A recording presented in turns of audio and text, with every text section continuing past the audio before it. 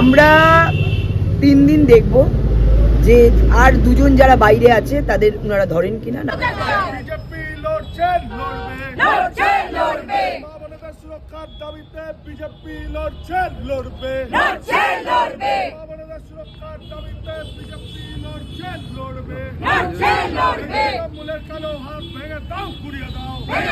দেখুন, এক হচ্ছে আইসি জানতেন আমরা আসবো, তিনি কোনো জায়গায় খেলা আছে সেখানে চলে গেছেন, মানে এটার থেকে খেলার গুরুত্ব বেশি, সেই জন্য তিনি এখানে নেই।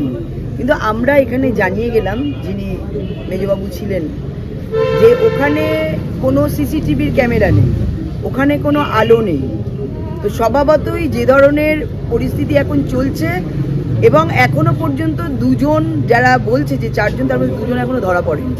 2 জন ধরা পড়েছে, অথচ 2 জনকে ধরতে পারছে না। আমরা জানি না যে আরও কোনো বড় রাঘব বোয়ালের সাথে এদের যোগাযোগ আছে কিনা, যার জন্য হয়তো ধরছে না পুলিশ। তো স্বভাবতই পরবর্তীকালে আমরা যদি সিসিটিভির ক্যামেরা বা লাইট বা এই যারা দোষী তাদের যদি দৃষ্টান্তমূলক শাস্তি না হয় এবং তাদেরকে যদি ধরা না হয় যে 2 জন বাইরে আছে, তাহলে এই আন্দোলন কন্টিনিউয়াসলি চলবে।